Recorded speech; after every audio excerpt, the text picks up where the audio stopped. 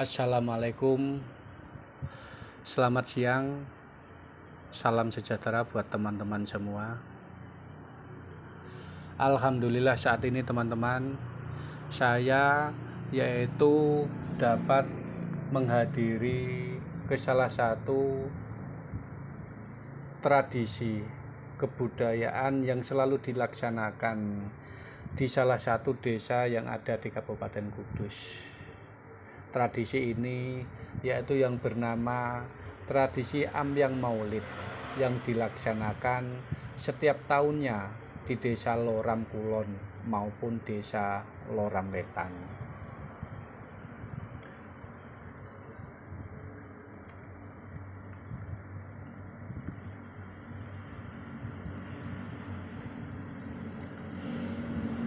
Tradisi Ambyang Maulid yang berada di Desa Loram di Kabupaten Kudus yaitu dilaksanakan sebagai bentuk ucapan rasa syukur atas kelahiran Nabi Agung Muhammad SAW,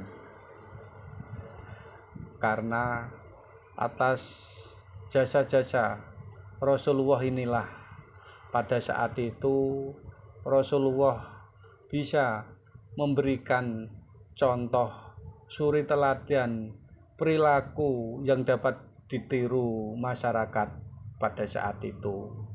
Karena dikisahkan saudara-saudara, teman-teman, sebelum Rasulullah lahir, kebiasaan perilaku masyarakat yang saat itu dilaksanakan yaitu selalu bertentangan dengan norma agama, norma susila yang selalu dijalankan di masyarakat.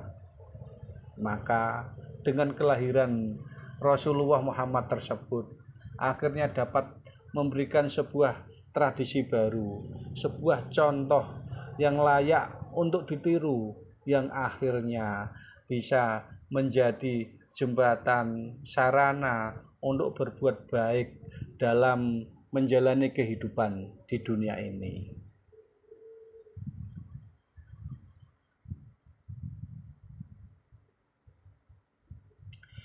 Di samping itu, saudara-saudara, tradisi Ambyang merupakan bentuk pelestarian budaya bagi masyarakat di Desa Loram. Tradisi ini diadakan secara meriah dengan arak-arakan atau pawai yang diikuti oleh seluruh masyarakat dengan mengelilingi Desa Loram dan berakhir di depan Masjid At-Taqwa atau Masjid Wali di Desa Loram Kulon. Festival Ambyang Maulid ini telah terselenggara sejak dulu dan dengan semangat yang luar biasa oleh masyarakat dalam melestarikan budaya tersebut.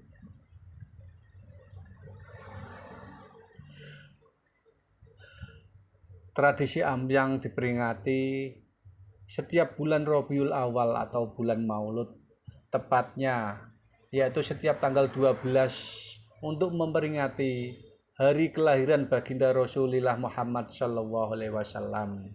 Oleh karenanya, ketika sudah memasuki bulan Maulud, masyarakat di Desa Loram bergotong royong untuk membuat tandu-tandu ambyang yang dihiasi dengan berbagai macam bentuk dan warna.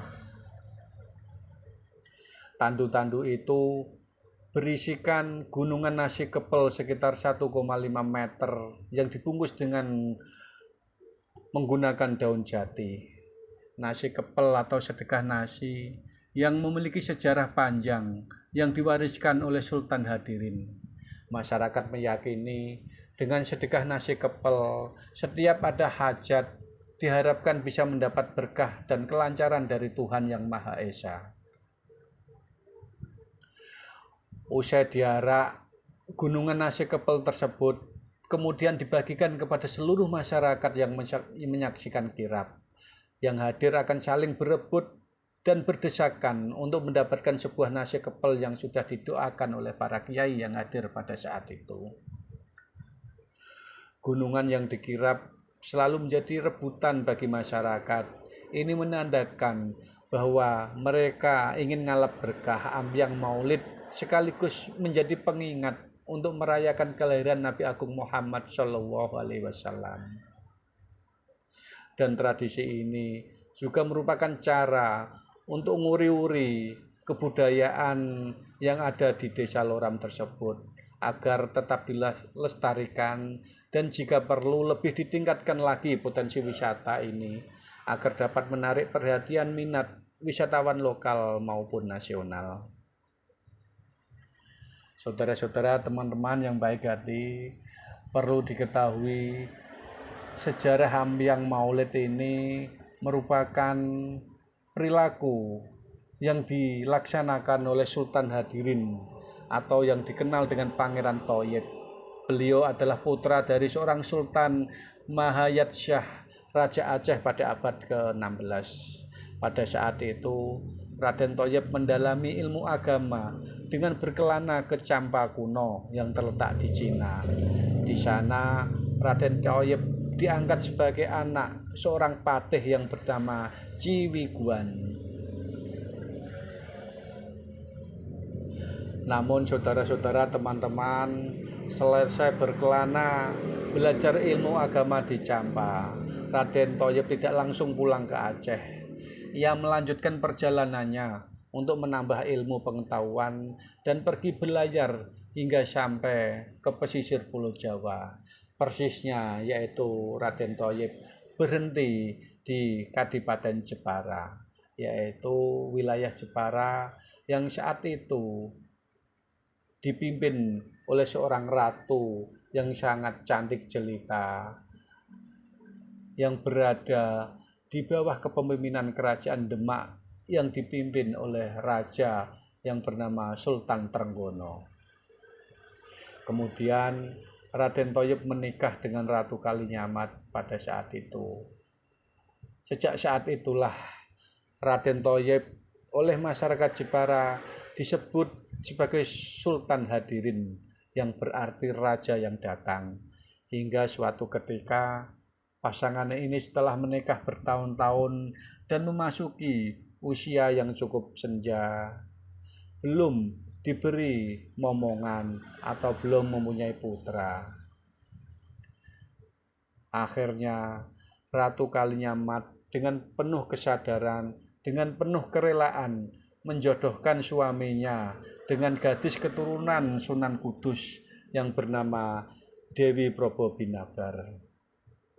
Dan setelah Sultan Hadirin menikah dengan putri Kanjeng Sunan Kudus yang bernama Probobinabar, Sultan Hadirin ditugaskan, diminta oleh Sunan Kudus untuk membantu menyebarkan dan mensiarkan agama Islam di wilayah Kabupaten Kudus bagian selatan.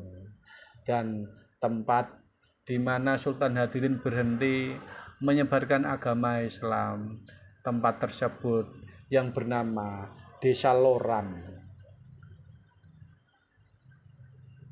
Perlu diketahui saudara-saudara, teman-teman, pada saat Sultan Hadirin datang ke Desa Loram, mayoritas masyarakat setempat yaitu memeluk agama Hindu dan Buddha. Oleh karena itu, Sultan Hadirin memikirkan cara untuk menarik perhatian masyarakat dan memperkenalkan agama Islam.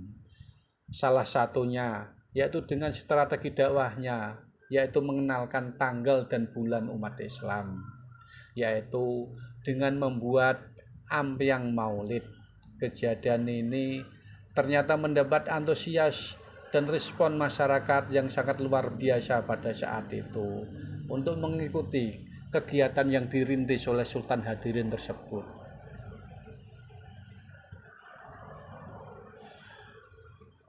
Dan perlu diketahui saudara-saudara, tradisi Hamyang Maulid telah dijalankan, telah dilaksanakan yaitu sejak abad ke-15 pada masa Ciwi Guan. Sosok Ciwi Guan adalah ayah angkat dari Sultan Hadirin di Champa kuno dan sekaligus beliau adalah ahli bangunan. Ia ikut terlibat dalam penyebaran agama Islam khususnya yaitu di wilayah Kabupaten Kudus. Hal ini dikarenakan karena Sultan Hadirin selalu melibatkannya dalam perancangan pembuatan bangunan masjid maupun istana, dan salah satu hasil karya beliau yaitu mendirikan Masjid At-Taqwa atau Masjid Wali di Desa Loram Kulon yang sampai sekarang yaitu masih berdiri dengan kokoh, yang bisa kita lihat, bisa kita saksikan, dan bisa kita nikmati sampai dengan saat ini sebagai sarana untuk beribadah kepada Tuhan Yang Maha Esa.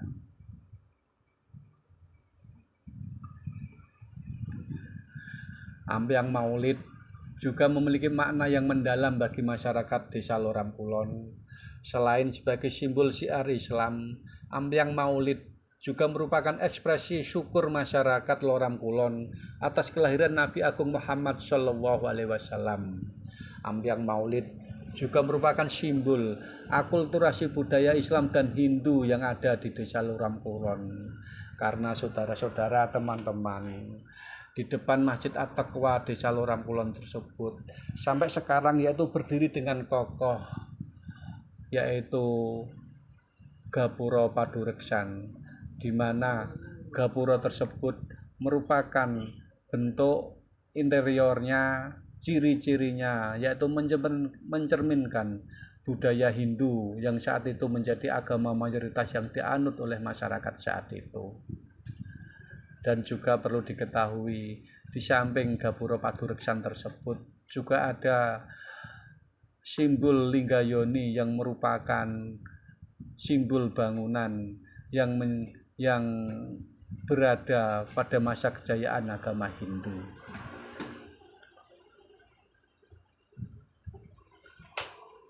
Teman-teman semua yang baik hati, dan perlu diketahui bersama, selain Ambyang ini, saudara-saudara, di Desa Loram Kulon sampai saat ini juga ada tradisi yang masih dipertahankan dan masih dilaksanakan oleh seluruh masyarakat yang ada di Desa Loram tersebut, yaitu tradisi kebiasaan kemanten mubeng di Gapura Padureksan yang ada di depan Masjid At-Taqwa. Karena menurut keyakinan sugesti oleh masyarakat yang sampai sekarang dipertahankan, yaitu apabila ada warga masyarakat yang menikah dan mereka tidak mau mubeng gapura, maka keyakinannya yaitu mereka akan menerima bencana, akan memperoleh kesialan, sehingga akhirnya kebiasaan tersebut, tradisi tersebut sampai sekarang yaitu tetap dilaksanakan dengan harapan pernikahan yang dilalui, pernikahan yang dibangun yaitu selalu mendapat keberkahan dan selalu memperoleh dan dikabulkan semua harapan doa dari mempelai berdua tersebut. Itu adalah budaya, tradisi, mitos yang sampai sekarang yaitu masih dijalankan oleh seluruh masyarakat yang ada di Desa Loram Kulon. Namun apabila dari teman-teman pemirsa semua ada yang berbeda dalam pandangan, keyakinan, seyogyanya yaitu kita tetap menghormati akan budaya lokal yang tetap dipegang teguh oleh masyarakat Desa Loram Kulon. Dan saudara-saudara, teman-teman, apabila dalam penyampaian menceritakan terkait dengan sejarah tradisi Ambyang yang berada di Desa Loram ini, apabila ada perbedaan literasi dalam menyampaikan, saya mohon maaf yang sebesar-besarnya. Dan harapan saya semoga dengan video ini yaitu bisa sebagai sarana untuk memperkenalkan, untuk menceritakan kepada anak cucu kita, kepada generasi-generasi muda di sekitar kita, bahwa di Desa Loram Kulon yaitu ada tradisi, ada kebudayaan yang sampai sekarang yaitu masih tetap dilaksanakan, masih tetap eksis, dan masih dijaga seluruh masyarakat yang ada di Desa Loram. Terima kasih. Wassalamualaikum.